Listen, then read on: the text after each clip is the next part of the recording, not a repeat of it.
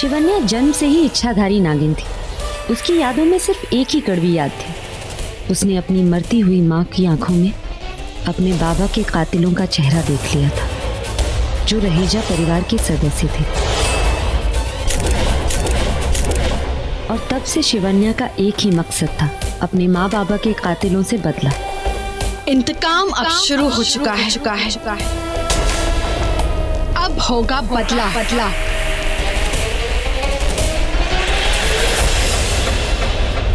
शिवन्या ने रहेजा परिवार के बेटे का दिल जीता, ऋतिक। वो पागलों की तरह शिवन्या से प्यार करने लगा। ऋतिक की शादी के दिन उसकी दुल्हन की जगह शिवन्या ने खुद ले ली। वो भी इस तरह कि ऋतिक की दुल्हन बने तो सिर्फ वही, क्योंकि उसे उस घर में आना था। मैं अपने मकसद से पीछे नहीं हटूंगी। हर हद पार करूंगी। अपना मकसद जरूर पूरा करूंगी। घर में आते ही उसने अपने रास्ते बनाने शुरू कर दी। शीशा की मदद से एक एक करके अपने माँ बाबा के कातिलों को मारना शुरू कर दिया।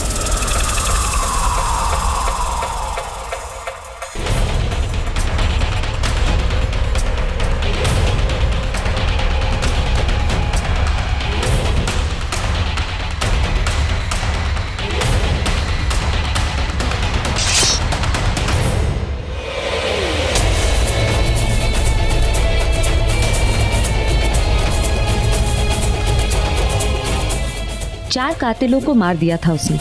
अब उसे पांचवें कातिल की तलाश थी, जिसका चेहरा वो अपनी माँ की आंखों में देख नहीं पाई थी। आखिरकार वो पांचवा कातिल भी सामने आया। आज तू नहीं बचेगी, नहीं बचेगी मेरी बात से।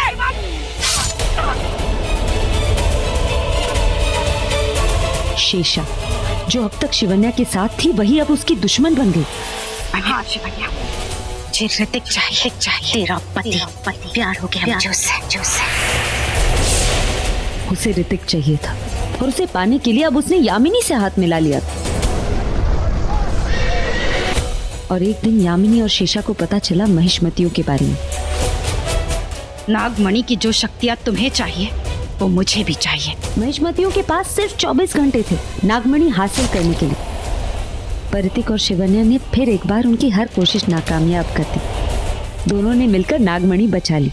25 सालों के लिए फिर महिष्मतियों को दीवार के उस पार उनके ही महल में कैद कर दिया गया। ऋतिक और शिवन्या को लगता है वो जीत गए। उनके सारे दुश्मन खत्म। अब वो खुशी खुशी रह सकते हैं अपने अतीत से दूर। शिवन्या माँ बनने वाली है। उन दोनों ने अपनी एक नई जिंदगी शुरू की है।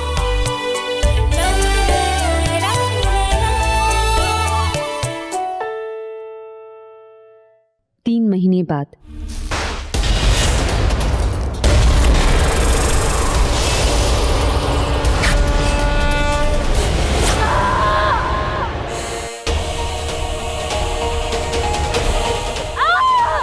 शिवन्या, शिवन्या बोलो क्या हुआ? ऋतिक, मेरे पेट में बहुत दर्द हो रहा है। ऋतिक कुछ करो। 3 महीने से तो सब ठीक था। ये हमारे पीछे लोग क्यों पड़े हैं? कौन है ये लोग?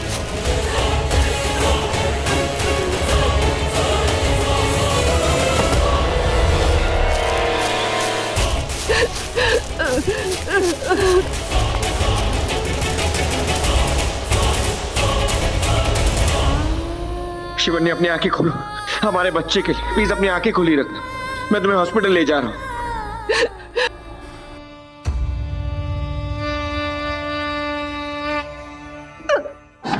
शिवन्या, शिवन्या यहाँ देखो। शिवन्या, तुम्हें कुछ नहीं होगा।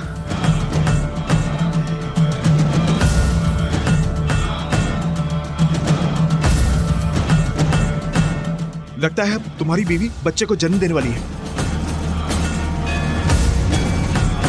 डॉक्टर, सिर्फ 3 महीने हुए हैं। क्या? सिर्फ 3 महीने? और लेबर पेन? ऋतिक!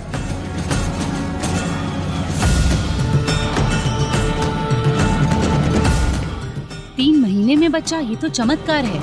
ऐसे तो पुराने जमाने में माना जाता था कि ऐसे तो वो पैदा होती है।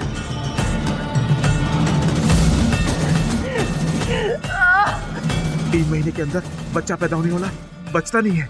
पता नहीं इसका क्या होगा। 3 महीने मेरा बच्चा कैसे होगा?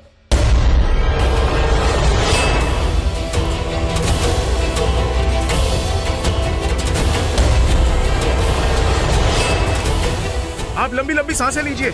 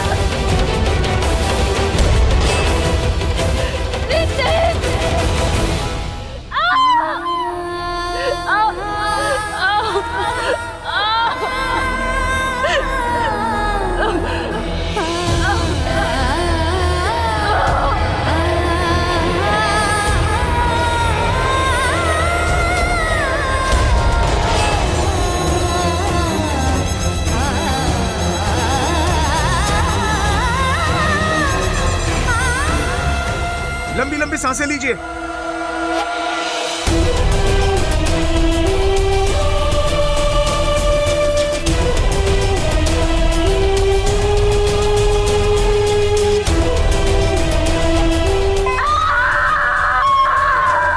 शिवन्या की ओटी से बच्चे की रोने की आवाज। नर्स, कांग्रेचुलेशन सर, आपको बेटी हुई है।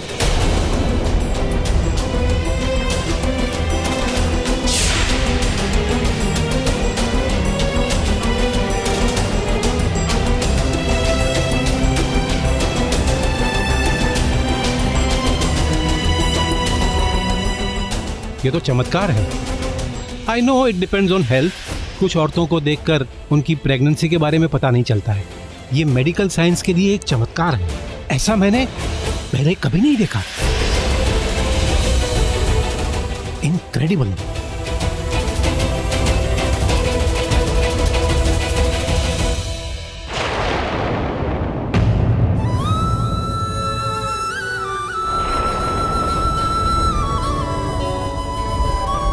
ऋतिक, हमारा बच्चा 3 महीने में कैसे? यही तो मैं भी सोच रहा हूँ।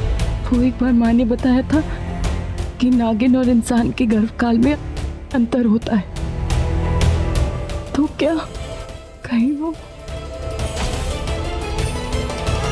बेबी और मम्मी को रेस्ट करना चाहिए। देखो, एक बार ये उठ गई ना, फिर तो आपको आराम करने का बिल्कुल भी टाइम नहीं मिलेगा।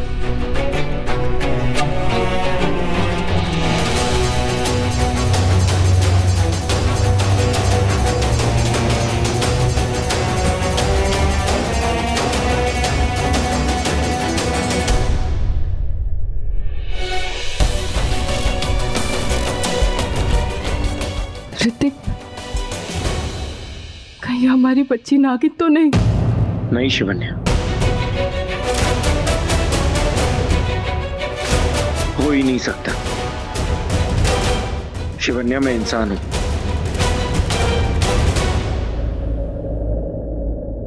और शिवन्या, अब तुम भी तो इंसान हो ना, योनि से निकल चुकी हो। तो हमारी बेटी नागिन कैसे? काश काश हमारी बेटी नागिन ना हो।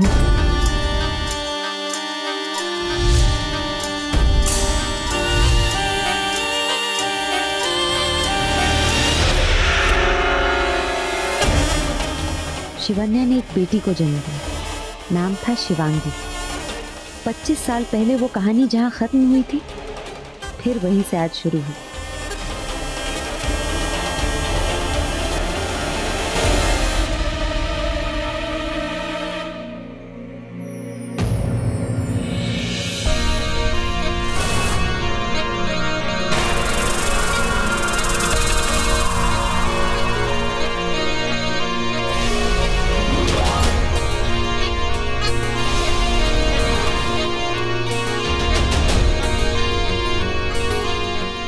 सालों बाद मिले। आज हम सोनगढ़ में। आज की रात हम इंसानी रूप में आते हैं। आज शिवजी की बड़ी रात है, शिवकाल रात्रि। हमारे नागलोक में इस दिन की बहुत अहमियत है। 100 साल की कड़ी तपस्या के बाद तुम इच्छाधारी नाग बने हो। मैंने बरसों से तुम्हारा इंतजार किया है।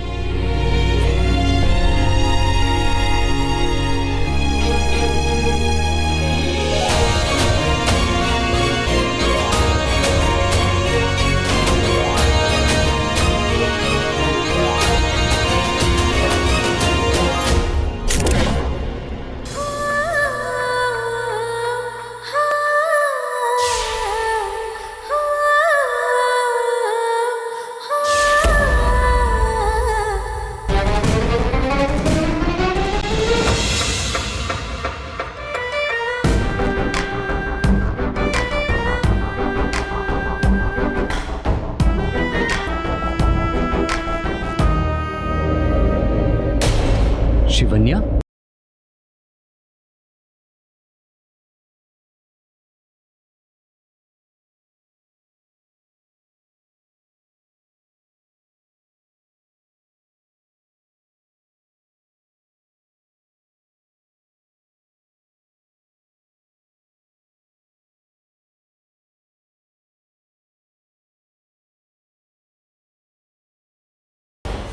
भैया 1 किलो आलू, 1 फूलगोभी और तुम यहाँ हो? हम सब तुम्हें वहाँ ढूंढ रहे हैं।